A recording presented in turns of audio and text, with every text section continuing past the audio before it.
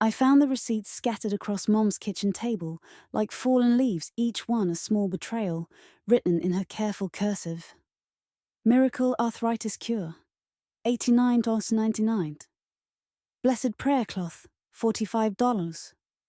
Lucky numbers lottery system, $190.09.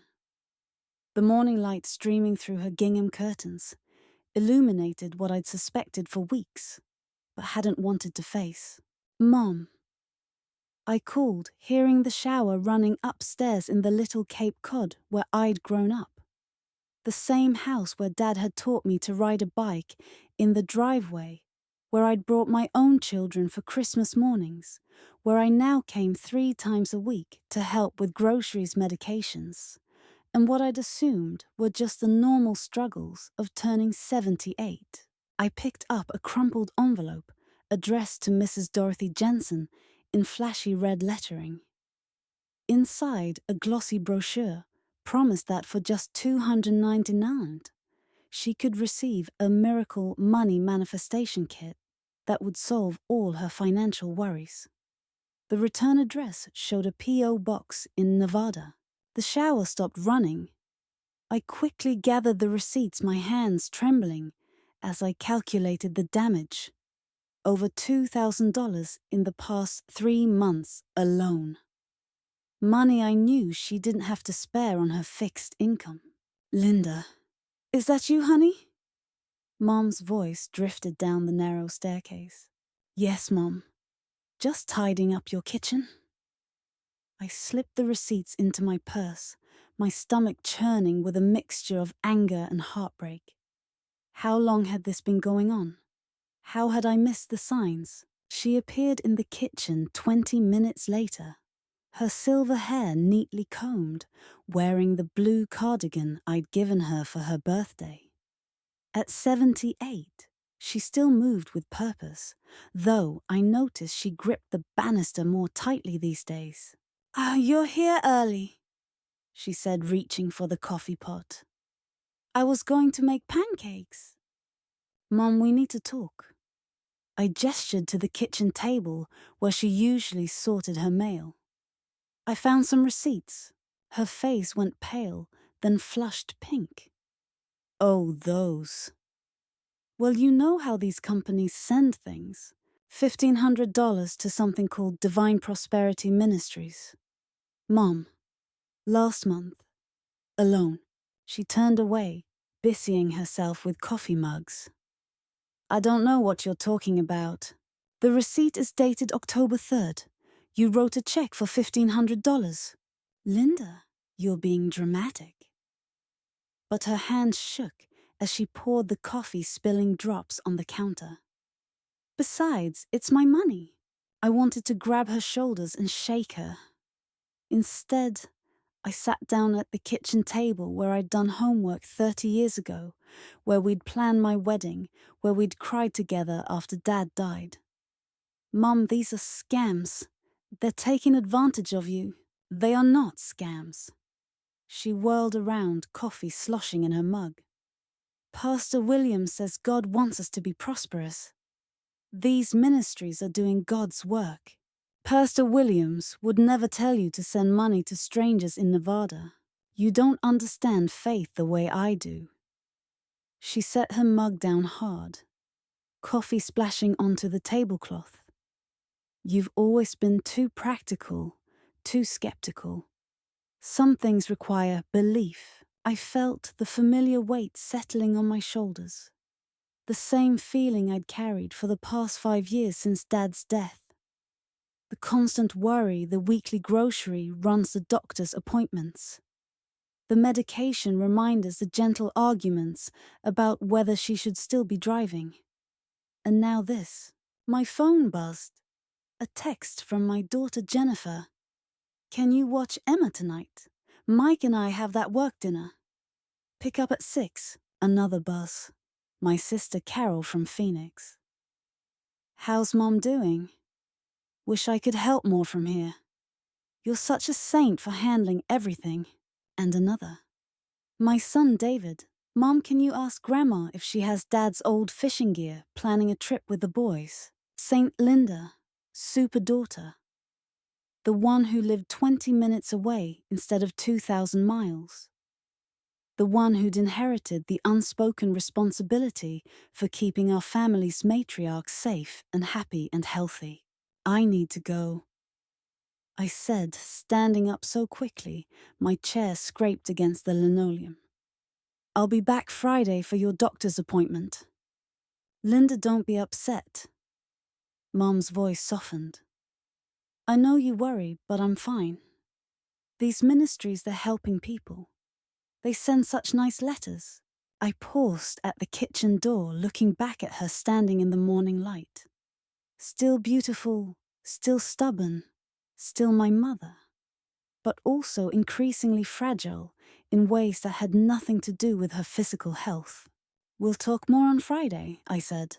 The drive home took me through the center of Millbrook, past the hardware store where Dad used to buy his weekend projects, past the library where I'd taken the kids for story time, past the little park where Mum and I had walked last spring when her arthritis was particularly bad. A town of 12,000 people, where everyone knew everyone, where secrets didn't keep long, where asking for help was both easier and harder than in a big city. My phone rang as I pulled into my driveway.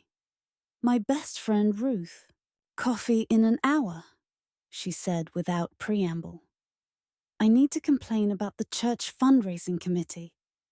And you sound like you need to complain about something too. How can you tell 30 years of friendship? I'll meet you at Donna's. Donna's Cafe sat on Main Street, between the post office and the flower shop, the kind of place that had served the same blueberry muffins for 20 years, and where the waitresses called everyone honey without irony. Ruth was already there when I arrived.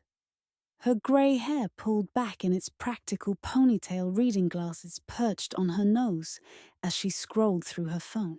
Church drama, I asked, sliding into the booth across from her.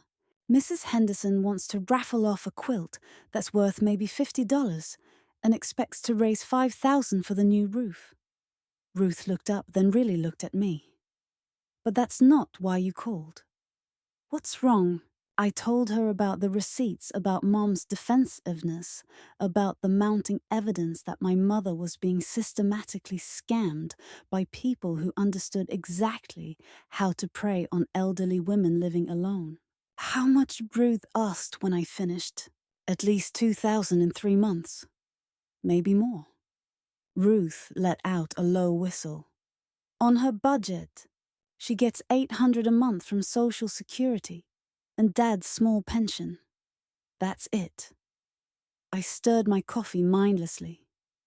I handle her big bills, the mortgage payment, utilities, insurance. She's supposed to have enough left over for groceries, gas, her medications. But if she's sending hundreds to these scam artists, she's probably choosing between her blood pressure medication and groceries. And too proud to tell me. The bell above the door chimed, and I looked up to see Tom Bradley walking in. Tom owned the hardware store and had been Dad's fishing buddy for 40 years. He'd also been quietly keeping an eye on Mum since Dad died, fixing her leaky faucets and checking her furnace filter without being asked. He spotted us and headed over. Linda, Ruth, mind if I join you for a minute? Of course, I said, sliding over to make room. Tom settled his tall frame into the booth and looked directly at me. I ran into your mum at the post office yesterday. She was mailing a package to some place in Texas. Overnight delivery. Had to cost her $40 at least. My stomach dropped. What kind of package? Looked like a check in one of those express envelopes. She seemed excited about it. Said something about a blessing breakthrough.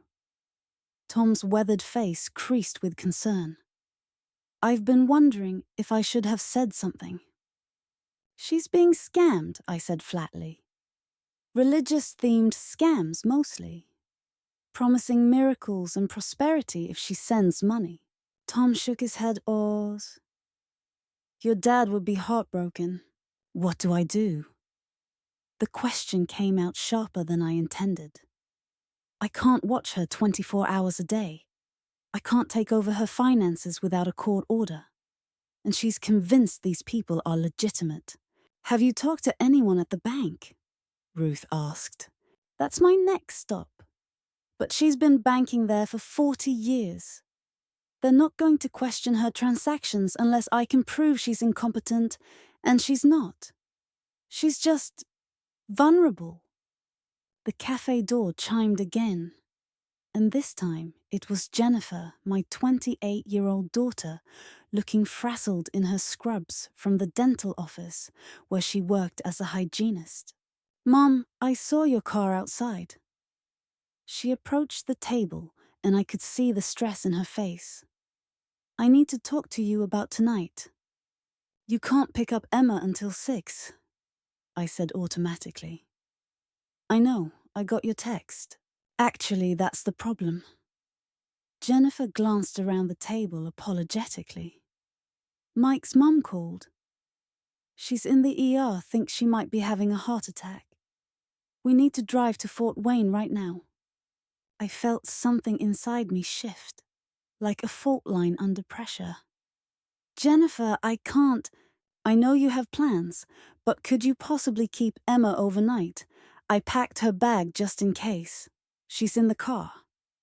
Through the cafe window, I could see my 6-year-old granddaughter sitting in Jennifer's car, clutching her stuffed elephant and looking uncertain. Your mom is dealing with some stuff with Grandma Dorothy right now, Ruth said gently. Maybe we could find someone else. It's fine, I heard myself saying. Bring Emma in. Tom, would you mind driving me back to get my car? I'll need the car seat. As Jennifer hurried out to get Emma, I felt the familiar weight settling back on my shoulders, heavier this time. Tom and Ruth exchanged a look. Linda, Ruth said carefully, when was the last time you said no to someone who needed something? I couldn't remember. The next few hours passed in a blur of responsibilities. Emma sweet and 6, and needing dinner and help with homework and a bedtime story. Phone calls to my son David to explain why I couldn't help him search for Dad's fishing gear this weekend. A text to my sister Carol, updating her on Mom's situation and trying not to sound like I was asking for help. By 9 o'clock, Emma was finally asleep in the guest room, and I sat in my kitchen with a cup of tea and the receipts I'd taken from Mom's house. Spread across my table, they told a story of systematic exploitation.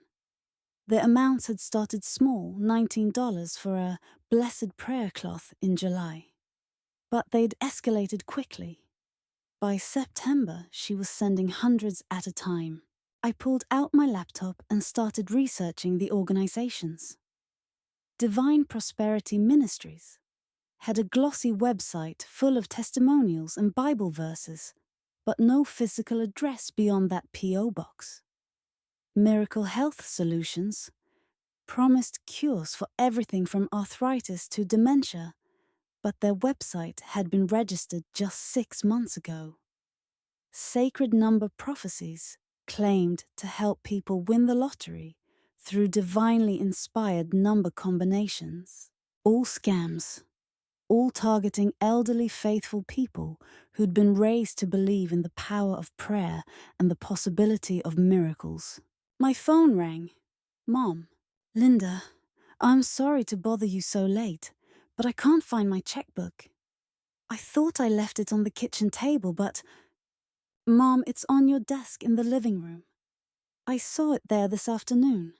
Oh yes, there it is. A pause. I was going to send a check tonight for the miracle arthritis formula. The television program said if I ordered by midnight, I'd get double the blessing power. I closed my eyes. Mom, we need to talk about these purchases. Linda, I told you. They're scams, Mom. I looked them up.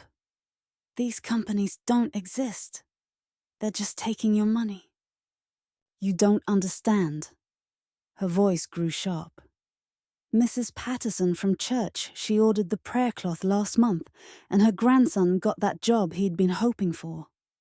God works in mysterious ways. Mrs. Patterson's grandson got that job because he's been interviewing for months, and he's qualified. You've always been a skeptic. I've always been practical. There's a difference. I stood up and started pacing my kitchen. Mom, you've sent them over $2,000 in 3 months. On your income, It's my money, she said again, but quieter this time. It's grocery money. It's medication money. What happens when you run out? Silence on the other end of the line. Mom, I have to go, she said. I'll see you Friday. The line went dead. I sat back down at my kitchen table, surrounded by evidence of my mother's vulnerability and my own helplessness. Outside, the October wind rattled the windows of the little ranch house I'd called home for 15 years. The house where I'd raised my children. The house that was supposed to be my sanctuary, but increasingly felt like mission control for everyone else's crises. Emma called out from the guest room. Grandma Linda, I can't sleep. Coming, sweetheart? I found her sitting up in bed, her dark hair tousled, holding her stuffed elephant tightly. I'm worried about Grandma Suzanne, she said. What if she dies like great-grandpa Frank did? Jennifer's mother-in-law. Another crisis, another worry, another person in our extended network who needed care and attention and emotional energy. Grandma Suzanne is going to be fine, I said, sitting on the edge of the bed. The doctors are taking good care of her. But you're worried too, I can tell. Smart girl. Too smart for her own good sometimes. Grown-ups worry about the people they love, I said. But that's different from being scared. Worry means we care enough to pay attention and help when we can. Do you worry about great-grandma Dorothy? Yes, I do. Because she's old. Because she's... I paused, trying to find the right words for a 6-year-old. Because sometimes, when people get older, other people try to trick them. And I want to keep her safe. Emma nodded solemnly. Like stranger danger, but for grown-ups. Exactly like that. I tucked her back under the covers and read her 2 more chapters of Charlotte's Web, her current obsession. By the time she fell asleep, it was nearly 11 o'clock, and I was exhausted in a way that went beyond physical tiredness. In my own bedroom, I lay awake, thinking about the last 5 years. How gradually I'd become the family coordinator, the one everyone called when they needed something. How naturally I'd stepped into the role of primary caregiver for Mom after Dad died.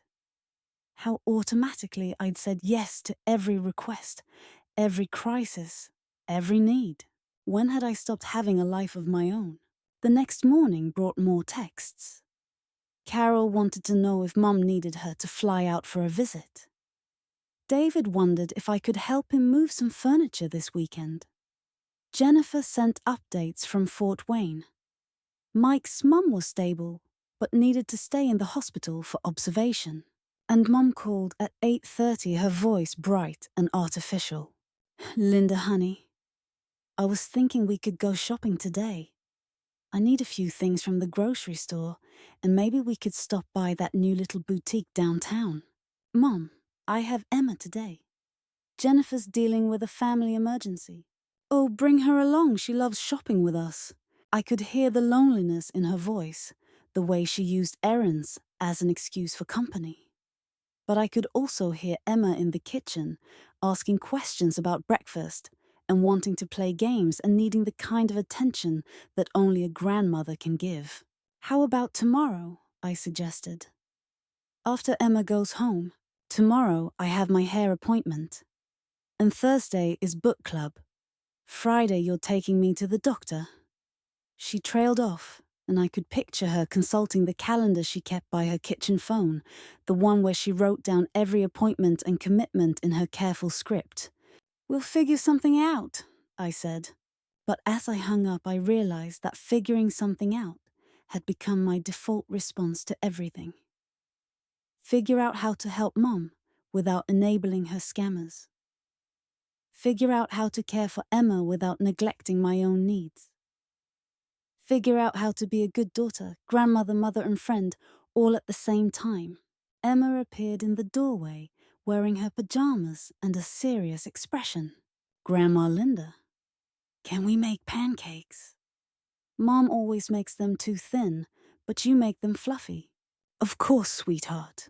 As we mixed batter and chatted about school and her friends and her favorite books, I felt some of the tension ease from my shoulders. This was the good part of caregiving, the spontaneous moments of connection, the privilege of being needed, the satisfaction of providing comfort and stability for someone you loved. But even as Emma giggled at my stories and helped me flip pancakes, I couldn't stop thinking about Mom alone in her house, probably reading the latest scam letter and considering how much money she could send this time. My phone buzzed. "Ruth, book club is cancelled tonight. Mary's sick. Want to come over for dinner? Instead, I'm making that chicken thing you like," and I opened a bottle of wine. "I have Emma tonight," I texted back. "Bring her. She can play with my old dress-up clothes while we talk." An hour later, we were sitting in Ruth's sunny kitchen while Emma tried on sparkly costume jewelry and fairy wings in the living room. Ruth poured wine and listened as I explained the latest developments in the mom situation. "You need to talk to someone at her bank," Ruth said finally. "And maybe the police." "The police? Linda, what your mom is experiencing, it's financial elder abuse. The fact that it's happening through the mail doesn't make it less serious." I sipped my wine and watched Emma through the doorway, spinning in a purple tulle skirt and laughing at her reflection in Ruth's mirror. "But she's choosing to send the money. She's being manipulated by people who know exactly how to exploit her faith and her isolation. That's not really choice, that's coercion. She'd be mortified if I involved the police. She'd be more mortified if she loses her house because she can't pay her bills." Ruth was right, but knowing that didn't make the next steps easier. How do you protect someone who doesn't want to be protected? How do you intervene without destroying their dignity? "There's something else," I said. "I don't think I can keep doing this." Ruth raised an eyebrow. "What do you mean?" "All of it. Being everyone's first call when there's a crisis. Managing Mom's care, watching Emma whenever Jennifer needs help, coordinating family gatherings, remembering everyone's birthdays." I set down my wine glass harder than I intended. "I feel like I'm drowning, and everyone keeps throwing me more life preservers that are actually anchors." "When was the last time you did something just for yourself?" I started to answer, then stopped. I couldn't remember. "As when was the last time you said no to someone who asked for help?" Again, nothing. "Linda, you've been so busy taking care of everyone else that you've forgotten how to take care of yourself. And the thing is, if you burn out completely, you won't be able to help anyone." Emma called from the living room. "Grandma Linda, come see my princess dress." "In a minute, sweetheart." I called back, then looked at Ruth. But how do I say no? How do I tell my mother I can't help her anymore? How do I tell Jennifer she needs to find other babysitters? How do I tell David to solve his own problems? You don't say you can't help anymore. You say you can help in specific ways, at specific times, and the rest needs to be someone else's responsibility. But there isn't anyone else. Carol lives in Phoenix. David's busy with his own family. Jennifer's overwhelmed with work and parenting, and now Mike's mom's health issues. Then maybe it's time for your family to have a conversation about redistributing the load. Emma appeared in the doorway, wearing a silver tiara and a flowing cape. I'm the Queen of Helping, she announced. I help everyone in the whole kingdom, and everyone loves me. Ruth and I looked at each other. That sounds like a big job for one person, Ruth said carefully. What happens if the Queen gets tired? Emma considered this seriously. Then maybe she needs some helper queens. Or maybe she could take a vacation to Hawaii. Smart girl, Ruth murmured. That night, after Emma was asleep, and I was finally alone in my quiet house, I sat down with a piece of paper and tried to list everything I was currently responsible for. My own household, of course. My part-time job at the library, 3 days a week. Mum's grocery shopping, medication management, doctor's appointments, and general wellness checks. Regular babysitting for Emma. Emergency babysitting for Emma. Holiday planning for the extended family. Birthday remembering and gift buying. Crisis management for whoever needed it. The list filled a full page. Then I tried to imagine what would happen if I stepped back from some of these responsibilities. Who would pick up the slack? What would fall through the cracks? What disasters would unfold if super daughter Linda suddenly became just regular Linda? Probably nothing catastrophic. Probably people would figure out alternative solutions. Probably the world would keep turning. But the guilt felt crushing anyway. Friday morning, I drove to Mum's house for her doctor's appointment. Emma, safely back with Jennifer after Mike's mum had been released from the hospital with a clean bill of health. The stress test had shown a minor irregularity, but nothing serious, just one of those health scares that remind families how precious and fragile their connections are.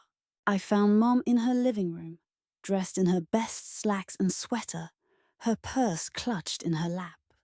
Ready? I asked. Linda, before we go. She gestured to the coffee table where a stack of mail sat neatly organized. I wanted to show you something. My heart sank. More scam letters, probably. More appeals to her faith and her finances. Instead, she handed me a single sheet of paper. A bank statement. I called them yesterday, she said quietly. Asked them to show me exactly where my money has been going. I scanned the statement, seeing the electronic withdrawals and check clearances that told the story I already knew. But seeing it laid out in black and white, in official bank formatting, seemed to have had an impact on her that my explanations hadn't. $2,400, she said. In 3 months. Mom, I know you were right. Her voice was small. I didn't want to admit it.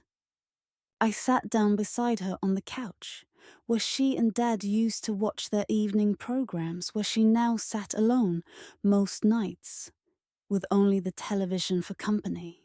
Why? I asked gently. Help me understand.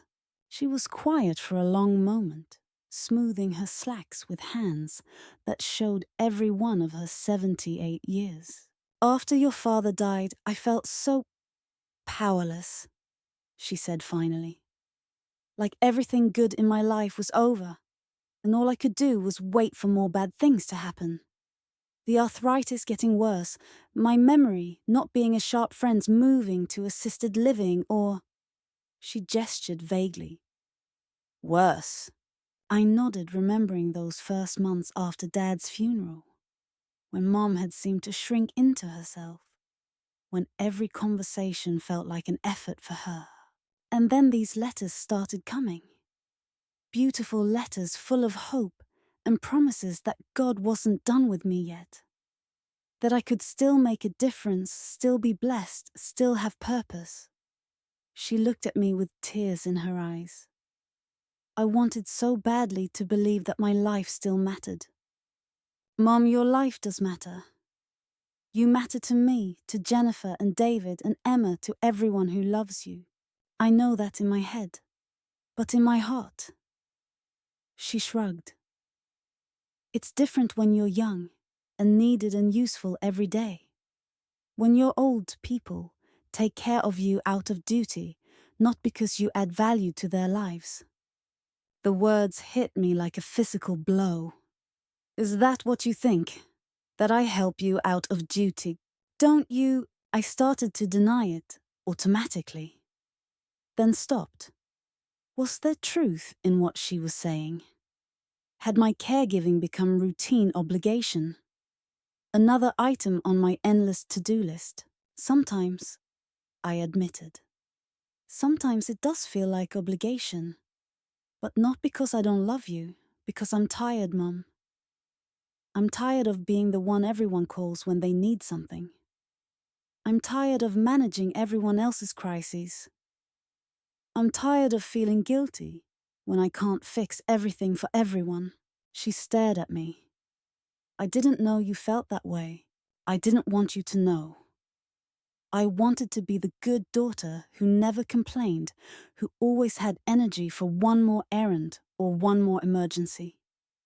We sat in silence for a moment, both of us processing revelations that felt too big for Mum's little living room. The doctor's appointment, she said finally. We should go. In a minute. I turned to face her fully. Mum, I need to say something, and I need you to really hear me. She nodded. I love you. I love spending time with you. I love that you taught me how to make pie crust and how to stand up for myself and how to forgive people who disappoint me. I love your stories about Dad and your memories of when we were kids. I love watching you with Emma and seeing how your face lights up when she calls you great-grandma. Her eyes filled with tears. But I can't be your only source of connection to the world.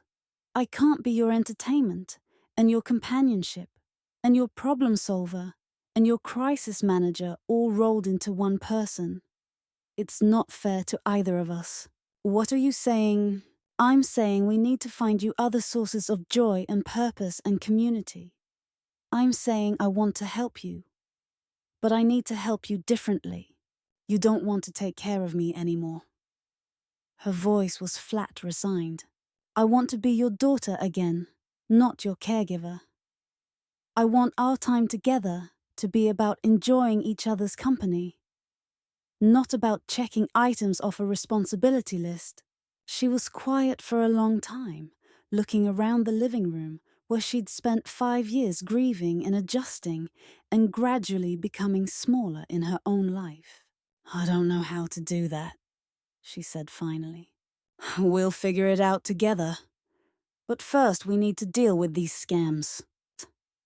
At the doctor's office, while Mom had her blood pressure checked and her medications reviewed, I found myself looking at her differently. Not as a problem to be managed, but as a person trying to navigate loss and aging and the shrinking circle of her daily world. Dr. Martinez, who'd been Mum's physician for 15 years, confirmed what I'd suspected: her overall health was good for her age. But she needed more social interaction and mental stimulation. Many of my older patients struggle with isolation, he told us. Depression, anxiety, and yes, vulnerability to scams are all more common when people don't have regular, meaningful social contact. I go to book club, Mom protested. Once a month, I said. And church on Sundays. What about volunteering? Dr. Martinez suggested. The library always needs help, and the elementary school has a reading program for grandparents. Even a few hours a week can make a significant difference in how people feel about their purpose and value. After the appointment, I drove Mom to the bank.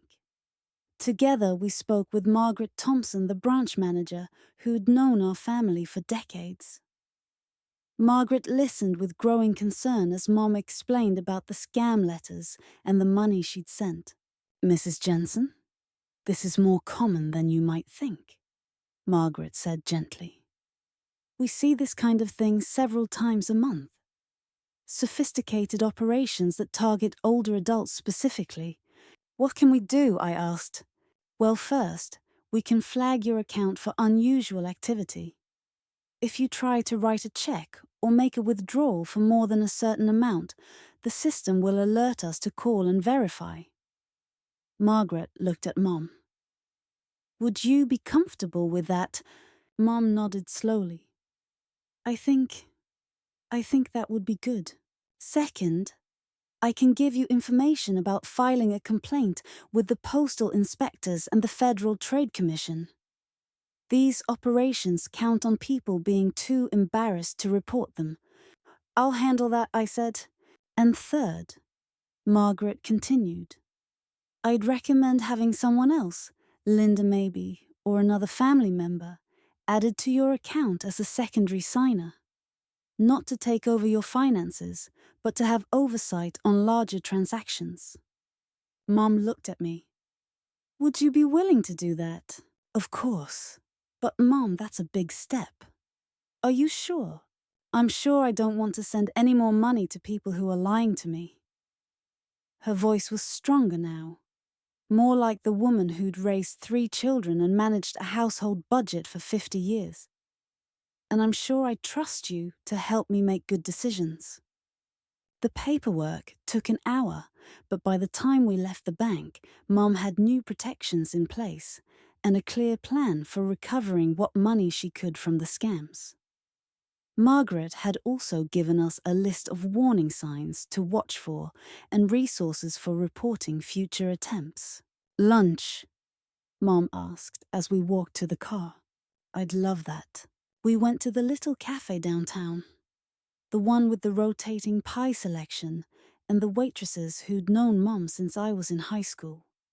Over chicken salad sandwiches and coffee, we talked about practical things, how often she really needed help with groceries, which errands she could handle on her own, what kind of volunteer opportunities might interest her. I've been thinking about what you said, she told me as we shared a slice of apple pie. About me needing other sources of, what did you call it? Connection, purpose, joy. I used to love tutoring kids when you were all in school. Remember, I helped with the reading program for years. You were wonderful at it. Mrs. Garcia still asks about you when I see her at the grocery store. Maybe I could do that again. And Ruth mentioned that her church has a quilting circle that meets every Wednesday. Ruth's been trying to get you to join that quilting circle for 2 years. I wasn't ready before. I thought it would feel like giving up, like admitting I was old. She smiled ruefully. But maybe admitting you're old is different from admitting you're useless. You're not useless, Mom. You never were. I know that now. But for a while there. She gestured vaguely. Those letters made me feel important again. Like I mattered to someone even if it was strangers asking for money. You matter to the people who love you. But I understand that's not always enough. No, it's not always enough. People need to feel useful. After lunch, we stopped by the library where I worked. And I introduced Mom to Sarah, the volunteer coordinator.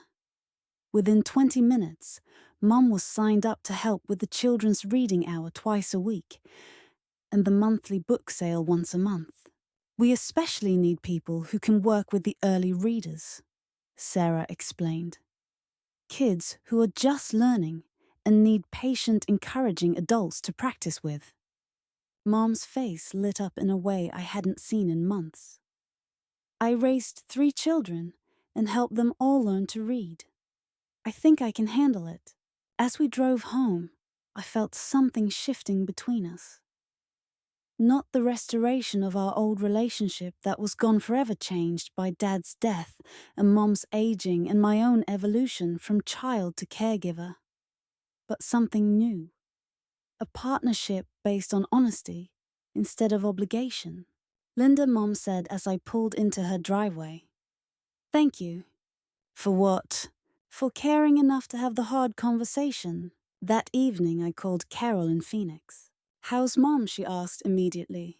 Better, I think. We dealt with the scam situation today. I explained about the bank protections and the volunteer work, and the honest conversation we'd had about caregiving and independence. I feel terrible that you've been handling all of this alone, Carol said. I should come for a visit. Maybe help set up some systems. That would be wonderful. But Carol, there's something else I need to say. Okay, I can't be the only one managing Mom's care anymore. I know you live far away, and I know you have your own life, but I need help. Even if it's just calling her more often, or researching services online, or helping coordinate family visits. Silence on the other end of the line. Carol, I'm here. I'm just processing. You've never asked for help before. I've never admitted I needed it before. What can I do? We spent the next hour making a plan. Carol would call Mom twice a week instead of twice a month. She'd research senior services in our area and help Mom apply for programs that might provide social interaction and practical support. She'd coordinate with David to ensure that all three of us were sharing information and responsibilities. And Linda. Carol said before we hung up, "What are you going to do for yourself?" "What do you mean?" You've been taking care of everyone else for years. When was the last time someone took care of you? I didn't have an answer for that. The next week brought changes. Mum started at the library on Tuesday morning working with 6-year-olds who were struggling with simple picture books. She came home energized and excited, full of stories about the children she'd helped. Little Marcus read a whole page without stopping, she told me over the phone. And Sarah, she's only 5, but she's already reading chapter books. Reminds me of Jennifer at that age. Carol called every Tuesday and Friday evening just to check in and chat. Not crisis calls, just sister-to-mother conversations about daily life and memories and plans for the future. David stopped by on Saturday mornings to help with heavier chores around Mom's house, and he brought his teenage son along to help and to spend time with his great-grandmother. And slowly, carefully, I started saying no to some requests. When Jennifer asked if I could watch Emma on a Wednesday night, so she and Mike could go to dinner, I suggested she ask Mike's sister instead. "But you're so good with her," Jennifer protested. "Mike's sister needs practice. And I have plans." "What plans?" "A bath and a book and 8 hours of sleep." When David called asking if I could help him organize his garage, I told him I'd be happy to recommend a professional organizer. "Since when do you not help with family projects?" he asked. Since I realized that helping with every family project was making me resentful instead of helpful. When the church fundraising committee called, asking if I could coordinate the Christmas bazaar again this year, I said I'd be happy to help with one specific aspect, but couldn't manage the whole event. "But you did such a wonderful job last year," Mrs. Patterson said. "Which is exactly why someone else should have the chance to do a wonderful job this year." Each no felt like a small revolution. And gradually, I noticed that people found alternative solutions. Jennifer discovered that Mike's sister actually enjoyed babysitting and was good at it. David hired a teenager from down the street to help with his garage and ended up mentoring the boy through some family problems. The church bazaar was organized by a committee of 4 people instead of one overwhelmed volunteer, and it ran more smoothly than it had in years. But the biggest change was in my relationship with Mom. With practical care shared among more family members, and with her own renewed sense of purpose, our time together became about connection rather than crisis management. We started having lunch together every Friday, after her volunteer shift at the library. Sometimes we'd talk about the children she was helping, sometimes about memories of Dad, sometimes about current events or books we'd read. Real conversations between two adults who enjoyed each other's company. I got another scam letter yesterday. She told me one Friday in late November as we shared soup and grilled cheese at the cafe. What did you do with it? Threw it away. But I have to admit, for just a second, I felt that old pull. The promise that everything could be magically better if I just believed hard enough and sent enough money. What stopped you remembering how it felt when I realized I'd been lied to? And thinking about little Marcus and how proud he was when he read that whole page. She smiled. I have better things to do with my money and my time. 2 weeks before Christmas, I was wrapping presents in my living room when the phone rang. Jennifer. Mom, I hate to ask, but Mike's mom had another scare. Not serious, but she's anxious and wants family around. Could you possibly watch Emma tonight? I know it's last minute, and I know you've been trying to... Of course, I said, bring her over. Really? You're not going to suggest I call someone else? Jennifer, you're my daughter, and Emma is my granddaughter, and Mike's mum is part of our family. Of course I'll help. The difference is that I'm choosing to help because I want to, not because I feel obligated. What's the difference? The difference is that I can say yes wholeheartedly when it's my choice, and I can say no without guilt when it's not. That night, as Emma and I decorated Christmas cookies and watched holiday movies, I reflected on the past 2 months. The changes hadn't been dramatic or perfect. Mum still occasionally got scam letters, though she no longer fell for them. Family members still had crises that needed attention.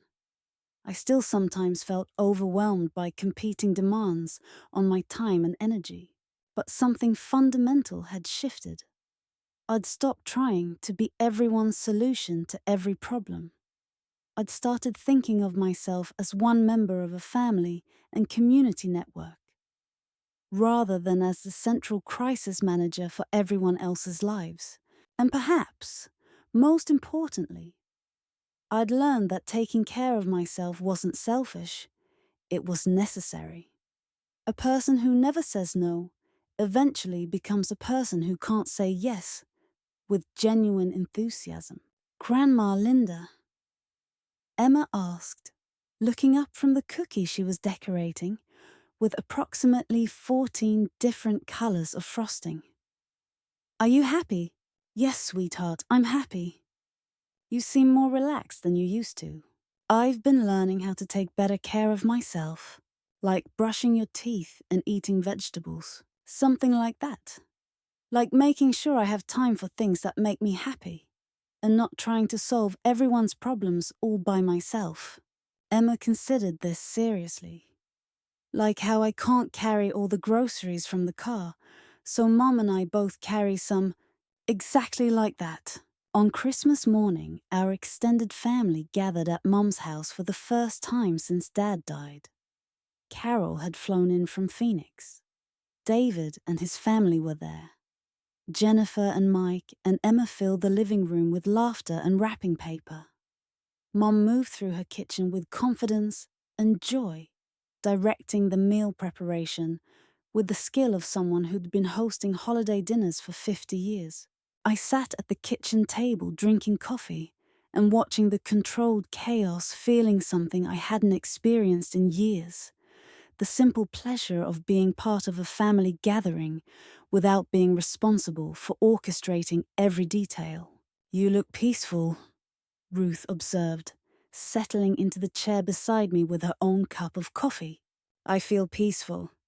What's your secret? I thought about it for a moment. Watching Mom laugh at something Emma was telling her, watching David help Carol set the table, watching Jennifer and Mike navigate the kitchen dance of people who've learned to work together. I guess I finally figured out that loving people doesn't mean solving all their problems, I said. And that taking care of myself isn't selfish. It's what allows me to keep loving and helping and showing up for the people who matter to me. any regrets about the boundaries you've set? Not a single one. As the afternoon progressed and our family settled into the comfortable rhythms of shared stories and gentle teasing and collaborative meal preparation, I realized that this was what I'd been trying to protect all along. Not just Mom's safety or the family's stability, but this sense of connection and belonging and mutual care. The difference was that now everyone was contributing to that care instead of expecting one person to carry the entire load. After dinner, as we sat around Mum's living room with coffee and leftover pie, she stood up with a small wrapped package in her hands. "I have something for Linda," she said, her voice slightly formal in the way it got when she was nervous about something important.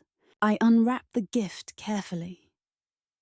Inside was a small frame photo I'd never seen before Dad and me in her kitchen, probably taken about 10 years ago. In the photo, I was laughing at something he'd said while I stirred something on the stove, and he was watching me with the expression of pure love that I remembered so well. "I found this when I was going through some old photos," Mom said. "And I wanted you to have it because I want you to remember that you've always been more than just someone who takes care of people. You've always been someone who brings joy." I felt tears starting and blinked them back. "Mom!" "I'm not finished." She sat back down, her hands folded in her lap. "I know these past few months have been hard. I know I put you in an impossible position with those scam letters and my stubbornness about accepting help. But I want you to know that the changes we've made, they're not just good for you. They're good for me too." She looked around the room at our gathered family. "I'm happier now than I've been since your father died. Not because my problems are solved, but because I feel useful again. Because I'm contributing instead of just receiving. Because I'm part of something larger than my own worries and needs." "We all are," Carol said softly. "Yes, we all are."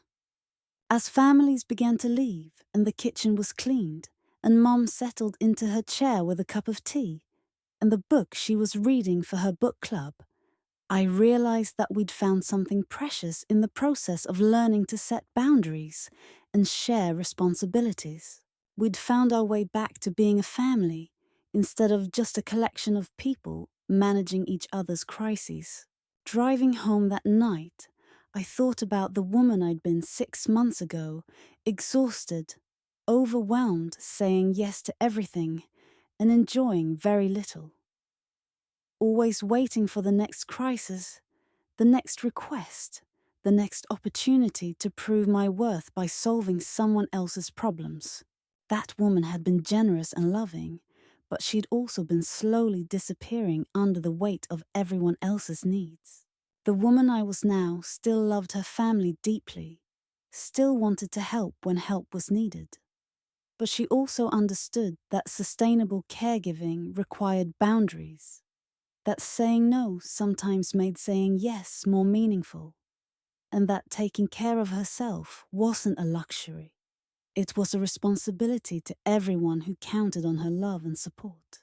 Most importantly, I'd learned that being needed and being loved weren't the same thing, and that I didn't have to earn my place in my family's affections by being endlessly available for every request and crisis. Sometimes the most loving thing you can do is teach the people you care about to find their own strength, to solve their own problems, to build their own networks of support and connection.